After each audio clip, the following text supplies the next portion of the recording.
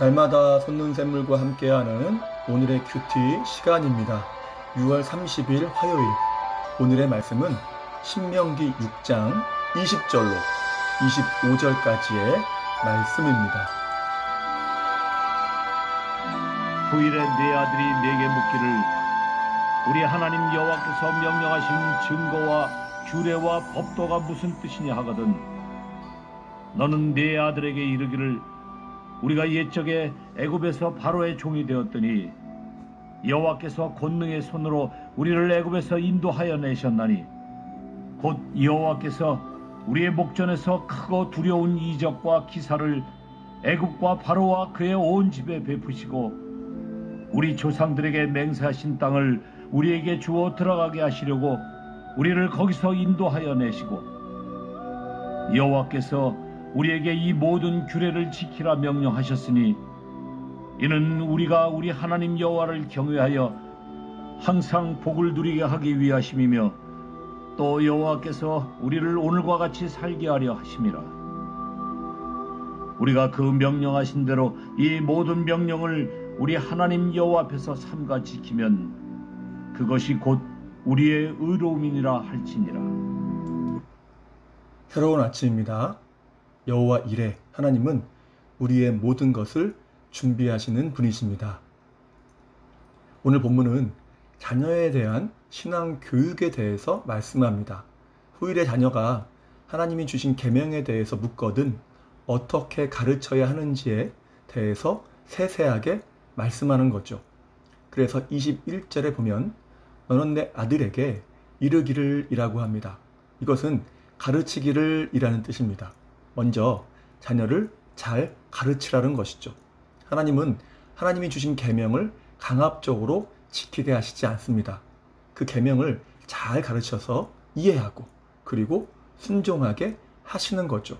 물론 믿음에는 우리가 이해할 수 없는, 그래서 오직 믿어야 하는 신비에 속한 부분도 있지만 그렇다고 무조건 설명도 없이 무작정 믿으라고만 하시지 않으신다는 것입니다. 그러면 우리가 그렇게 가르치기 위해서 해야 할 것은 무엇입니까? 먼저 말씀을 묵상하고 배우는 것입니다. 자녀들이 물어볼 때 언제든지 그것을 온전히 가르칠 수 있도록 준비되어야 하는 것이죠. 자, 그러면 가르칠 내용은 무엇입니까? 바로의 종이었던 이스라엘을 여호와께서 권능의 손으로 애굽에서 인도하여 내셨다는 것입니다. 여기서 손이 나오는데 손은 항상 능력을 의미하죠. 그러니까 권능의 손 하면 말할 수 없는 놀라운 능력으로 백성들을 이끌어내셨음을 강조하는 것입니다. 그러면 구체적으로 어떻게 인도해내셨습니까? 22절에 보면 여호와께서 크고 두려운 이적과 기사를 애굽과 바로와 온 집에 베푸심으로 이끌어내셨다는 것입니다. 여기서 이적이라는 말이 나오는데 영어 성경에서는 사인이라고 합니다. 무슨 말입니까? 하나님이 하신 기적들이 하나님이 어떠한 분인지를 표시하고 그 사인으로 나타낸다는 것이죠. 하나님의 하나님 되심을 증거하는 것입니다. 그래서 요한복음에서도 주님께서 이적을 행하실 때마다 영어 성경을 보면 사인이라고 되어 있습니다. 그러니까 예수님이 어떠한 분인지를 그 이적들을 통해서 말해준다는 것이죠. 오병이어의 기적은 예수님께서 생명의 떡이다. 맹인의 눈을 뜨게 하신 것은 예수님께서 빛이시다. 나사로를 살리신 것은 예수님께서 부활이요 생명이다 라고 하는 것을 이야기한다는 겁니다. 이렇게 예수님을 이적을 통해 설명하는 것이죠.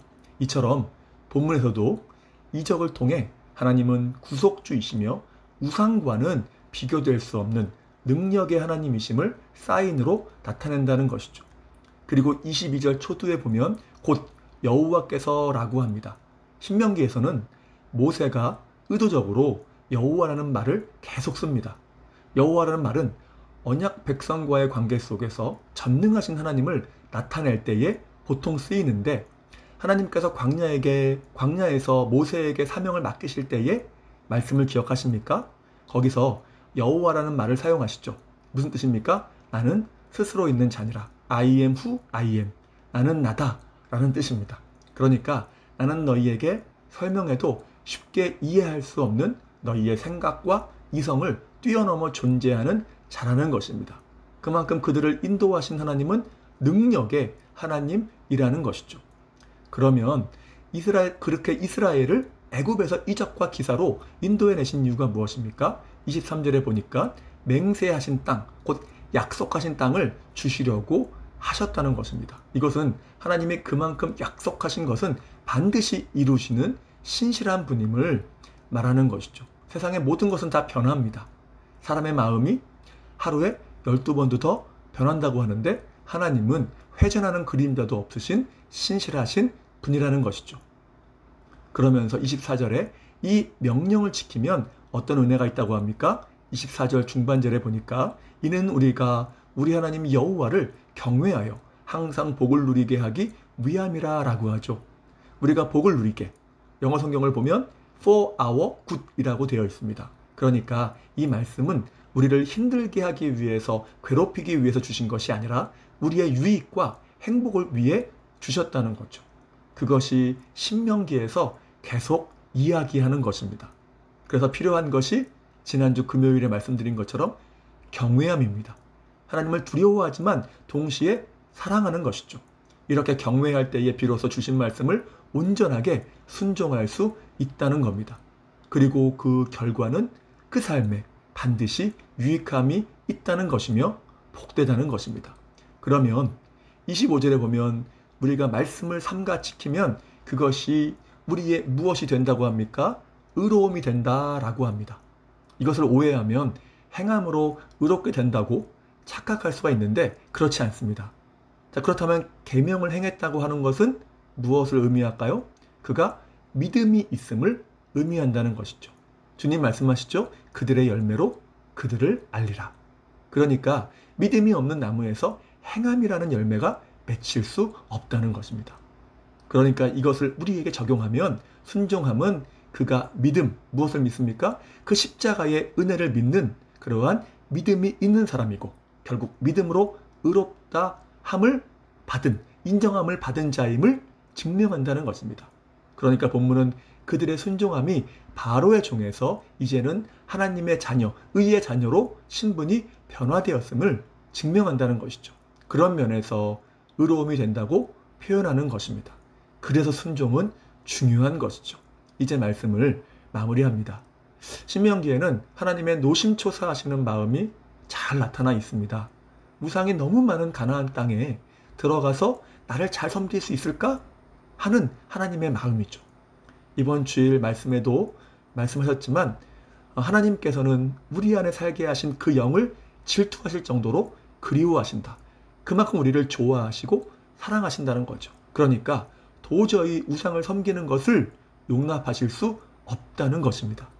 그래서 하나님은 하나님께서 하신 그 일을 말씀하시면서 신실하신 능력의 하나님 외에 그 어떠한 것도 사랑하지 말고 섬기지 말아야 함을 자녀에게 반드시 가르치라는 것입니다. 그런데 가르치려면 어떻게 해야 합니까? 자녀들의 질문에 하나님의 하신 일, 곧 복음을 올바르게 가르칠 수 있도록 늘 말씀을 가까이 하며 묵상하라는 것입니다. 준비하라는 것이죠. 물론 자녀들은 배운 것보다 본대로 살기 때문에 우리가 말씀대로 행하는 본을 보이는 것도, 모범을 보이는 것도 중요할 것입니다. 이를 통해서 우리의 자녀들이 말씀을 잘 지키며 나아갈 때에 다른 세대가 아니라 하나님만을 사랑하고 섬기는 믿음의 세대가 되어서 하나님이 주신 복을 잃지 아니하고 항상 영원히 누릴 수 있는 은혜와 축복이 있기를 주님의 이름으로 축복합니다. 기도하겠습니다. 사랑과 은혜가 충만하신 하나님 아버지 감사함을 드립니다. 잠언 22장 6절에 보면 마땅히 행할 길을 아이에게 가르치라. 그리하면 늙어도 그것을 떠나지 아니하리라 라고 하셨습니다. 그런데 우리 모든 성도들이 말씀을 날마다 가까이 하게 하시고 순종함을 통해서 하나님이 하신 일, 곧 복음을 잘 가르치게 하시고 그것을 통하여서 다음 세대가 하나님을 잘 섬기며 믿음으로 승리하는 믿음의 세대가 되도록 은혜를 베풀어 주시옵소서. 또한 이를 통해서 하나님이 그 주신 복을 영원히 항상 누릴 수 있기를 소망합니다. 그것만큼 복된 삶이 없는 줄 믿사오니 그렇게 믿음의 세대가 되는 복된 자녀들 될 수 있도록 주님 축복하여 주시옵소서. 오늘의 삶도 의탁합니다. 주님께서 지키시고 보호하시며 은혜로 함께해 주시고 믿음으로만 승리할 수 있도록 함께하여 주시옵소서. 주의 은혜를 감사드리며 예수님의 이름으로 기도하옵나이다. 아멘.